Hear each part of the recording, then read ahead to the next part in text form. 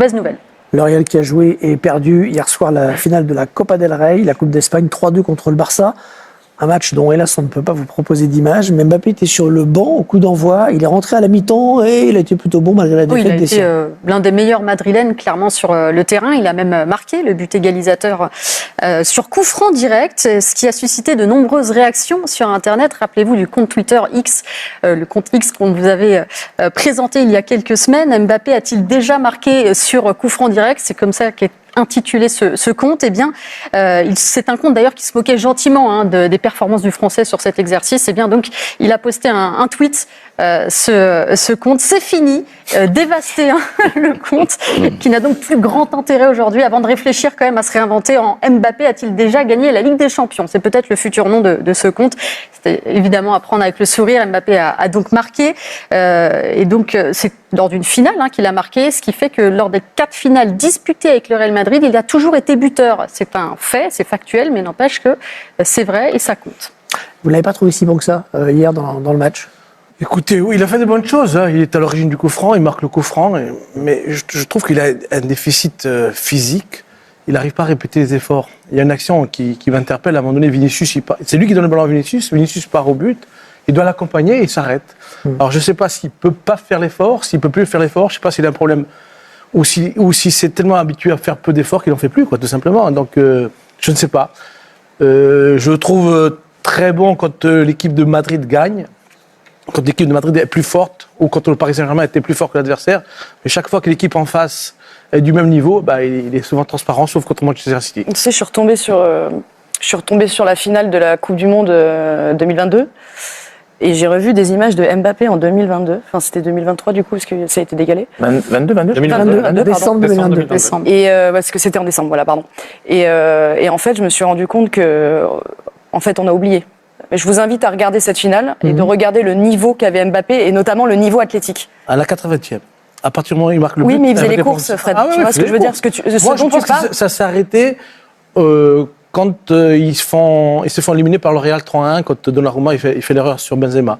Je pense qu'il y a eu une cassure à ce moment-là. Ça, c'était avant. C'était avant. Pour moi, la cassure, elle est là. Parce que contre le Maroc, il n'est pas bon. Non, mais il fait quand même une Coupe du Monde énorme. Non, je suis pas d'accord qu'il ne fait pas une bonne Coupe du Monde. Non, pas du tout. Quart de finale, il est absent. Demi-finale, il est absent. Et en finale, il marque 3 buts il marque 3 buts dans 3 buts en finale de Coupe du Monde. C'est correct. Non, mais il y a le collectif aussi. Oui, après, il demande le plus. Il marque le but. À partir il marque le but, à ce moment-là, il est bon. Ce que je veux dire, c'est qu'il faisait énormément de différence. Et moi, je veux pas juste qu'on soit aveuglé par un coup franc et 3 prises de profondeur où il est excellent. Je suis d'accord. Mais rappelez-vous, je vous demande de vous rappeler du vrai Mbappé. Voilà, c'est tout. Juste un mot sur c'est Jules Koundé qui a marqué le but de la victoire hier pour le Barça. Beau but, Tout arrive. Le match qui était plutôt bon a été éclipsé par quand même tous les problèmes d'arbitrage. Il y avait une grosse pression du Real Madrid avant la rencontre pour que l'arbitre soit changé. Ils n'ont pas cédé, ils ont laissé cet arbitre, mais ça l'a complètement décontenancé, ce pauvre arbitre. Et on a senti qu'il avait tellement peur de passer pour pro-Real qu'il a presque arbitré contre le Barça. Il y a eu plein d'incidents à la fin, plein de cartons rouges, ça a été terrible. 3 cartons rouges. Je trouve que le comportement de ce club, qui est le meilleur club du monde depuis plusieurs mois maintenant, frôle l'indécence. C'est dégoûtant la manière de se comporter de ce club-là, du Ballon d'Or où on l'a pas, on vient pas, de la pression constante sur les arbitres, de la célébration. J'y venais de la célébration des joueurs contre l'Atlético, à ce qui s'est passé hier. Ils ne supportent pas la défaite. C'est un truc de fou, quoi. C'est quand même dommage d'être un club qui se veut être à ce point-là élégant et de ne pas supporter qu'il y ait des gens en face de vous qui ont un but, c'est de vous battre. Donc, et je crois pas que les arbitres qui arbitrent le Real Madrid depuis que ce club existe se lèvent le matin pour mal les arbitrer, pour pas dire. Et puis la pression sur l'arbitre a été honnêtement inadmissible. De toute façon, ce que j'ai ressenti en regardant ce match était juste honteux pour l'image du respect qu'on doit avoir pour un arbitre. Hier, franchement, toutes les décisions étaient insupportables et j'ai eu de la peine pour l'arbitre. Je l'ai senti. C'était tout malsain. Le temps. Obligé de se justifier, il faisait beaucoup de pédagogie, il essayait. Mais c'était un excès presque, le pauvre, tu vois. Mais on peut rappeler qu'il avait donné une conférence de presse 2 jours avant, il avait les larmes aux yeux à ce moment-là. Oui. C'était outre-Manche avec donc ce titre de champion d'Angleterre pour le Liverpool FC rendu officiel par la victoire écrasante face à Tottenham cet après-midi, face à Tottenham à Anfield.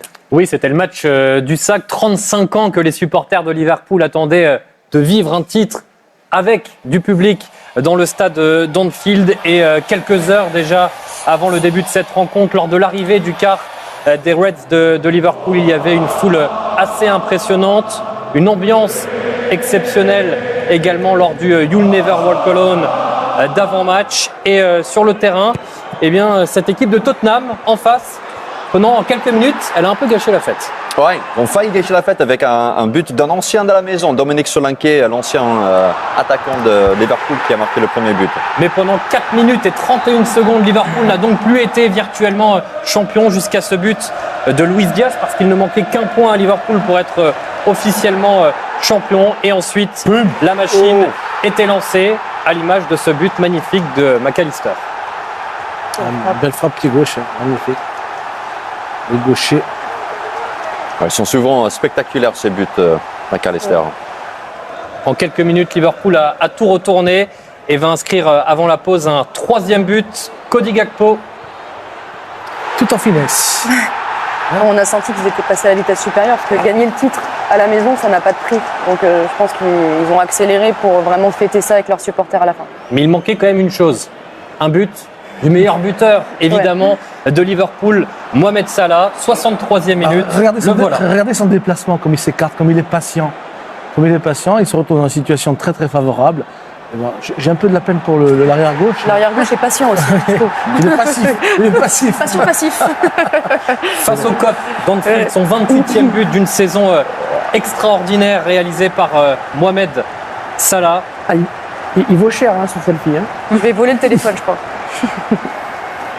Le selfie, on ne l'a pas encore retrouvé sur les réseaux sociaux, mais j'imagine que ça ne va pas tarder. Il va entrer dans l'histoire également de ce club de Liverpool. Et Liverpool qui va inscrire un 5e but à la 69e minute. Non, ce n'est pas Salah, c'est Udogie contre son camp pour sceller ce succès. 5 buts à 1 et surtout commencer à fêter. Et ça va durer pendant plusieurs jours, voire même plusieurs semaines, ce 20e titre de champion. Ouais, voilà le classement. Il n'y a plus grand-chose qui se joue. Tout est à peu près figé. Il y a les à part la course à la Ligue des Champions, qui est plutôt palpitante. On les connaît. Puis pour la descente, c'est fait aussi. Les Spurs, petite parenthèse, 16e. Tottenham, 16e de ce classement. C'est assez étonnant. Il y aura une parade dans les rues de Liverpool dans les jours à venir? Sur un bus comme ils aiment? J'imagine que oui. Ça fait un petit moment qu'ils attendent ça. Ils adorent faire la fête, les fans de Liverpool déjà, et avec toute l'attente qu'il y a eu autour de ce sacre, j'imagine qu'il y aura quelque chose d'officiel. Déjà, il y aura la remise du trophée le 25 mai lors de la dernière journée à domicile contre Crystal Palace. Donc là, il y aura le trophée qui va être soulevé et la parade sera sans doute. J'ai vu qu'il y a des personnes qui allaient poser des congés demain pour pas aller au travail et pour continuer à faire la fête la nuit. C'est malin, le chauffeur. Tiens, ça fait le fond de teint. On a aperçu le crâne chauve de Arne Slot. Là, je pensais que c'était Fred. Grosse performance tout de même. C'est une bonne tête, cet entraîneur. C'est rare. Non, mais vous aimez bien sa tête. C'est son sosie. C'est rare qu'un entraîneur qui succède à quelqu'un qui est resté aussi longtemps et qui a beaucoup gagné, comme l'a fait Jürgen Klopp, gagne derrière. Succéder à Klopp, c'est exceptionnel ce qu'il a fait. C'est exceptionnel. Et bon, il a gardé le même effectif. Mais ce qu'il a fait, c'est vraiment chapeau parce que c'est très rare. En général, les entraîneurs qui arrivent après des ah oui, des il y a toujours une période de carence. À l'image de Ferguson à Manchester. Ferguson, Wenger, il y a pas mal d'exemples que l'on peut citer. Et à mettre à son crédit aussi, je trouve, c'est que sans renouvellement, vous l'avez dit, énorme du vestiaire. C'est-à-dire que les forces vives étaient déjà là. Donc, en ayant fait évoluer le jeu malgré tout. Le jeu, bien sûr, mais bien sûr. Mais je veux dire, il n'a pas bénéficié de l'apport de nouvelles recrues qui auraient été. Un joueur qui est arrivé, c'est Chiesa, qui n'a pas du tout participé. Il a moins joué. Je l'ai souvent dit, mais c'est parce que la transition a commencé dès la dernière saison de Klopp. Tous les nouveaux joueurs, ils sont arrivés l'été avant. Et donc, en fait, l'effectif n'a pas trop changé. Il n'y a que l'arrivée de Chiesa qui n'a pas joué. Mais déjà, l'équipe de la dernière saison de Klopp, c'était une équipe différente par rapport aux saisons précédentes. C'est complètement oublié là, l'élimination en Ligue des Champions par le Paris Saint-Germain. Ça vaut tout, ce titre de première ligue pour eux. Ça remplace tout. Oui, je pense. Il y avait pas mal de déceptions autour de cette élimination par Paris, mais ça fait tellement de temps que Liverpool attend ce sacre. Et surtout, comme disait Gauthier tout à l'heure, ça leur permet d'égaler le record de United, et c'est ça qui compte avant tout pour les fans d'Air. Et ses premiers titres de champion pour Ibrahima Konaté qu'on va retrouver avec Joris Sabi. Ibrahima s'est écrit là, c'est dans votre cœur aussi. Vous êtes champion d'Angleterre. Racontez-nous ce que vous vivez depuis une demi-heure. Là. C'est incroyable. Franchement, dès l'arrivée au stade, en toute humilité, je savais qu'on allait gagner parce que c'était spécial. Ce qu'on ressentait, c'était inédit. Même les joueurs dans le bus, ils n'étaient même pas à leur place. On était tous debout en train de regarder ce que les fans y faisaient. Et encore plus aujourd'hui, il n'y a pas de mots pour décrire ce qui se passe. C'est vrai qu'on l'a senti, Olivier, nous de l'extérieur. Quand on a vu les images, on est arrivé très longtemps avant vous même. Il y avait beaucoup de monde. Les images du bus de l'extérieur, c'était fou, mais de l'intérieur, ça devait être, c'est vrai, irréel. Ouais, je ne sais même pas si vous m'entendez. Non, franchement, exceptionnel. Même s'il reste quelques matchs, mais là, on a plié le game et... Ah, c'est fini, hein. C'est fini pour nous. Il est sur un nuage, Ibrahima Konaté. On a vu des images de joie exceptionnelles. On a vu ce Yoneva Cologne qu'on a vécu en direct, celui post-match. Pas de violence, bon esprit, mais un peu facétieux quand même. Certains supporters de foot anglais. Racontez-nous ce qui s'est passé en marge de cette rencontre qui est assez incroyable. C'est une histoire assez exceptionnelle. Quelques supporters d'Everton, entreprenants, donc grand club rival de la ville de Liverpool. Ils ont acheté des fumigènes bleus pendant la semaine. Ils les ont déguisés en fumigènes rouges. Ils les ont revendus aux supporters de Liverpool. Et il y a quelques images qui circulent. Là, c'est dans le stade, avant le coup d'envoi. Ça, c'est pendant le You'll Never Walk Alone. Un fan de Liverpool qui craque un fumigène en pensant que c'est un fumigène rouge. Mais en fait, non. C'est un fumigène Everton. Donc, bravo. Bravo à ces supporters des Toffees. Et on disait tout à l'heure combien c'était important de revenir à la hauteur de Manchester United dans le palmarès 20e titre. Le plaisir est d'autant plus grand pour les supporters de Liverpool que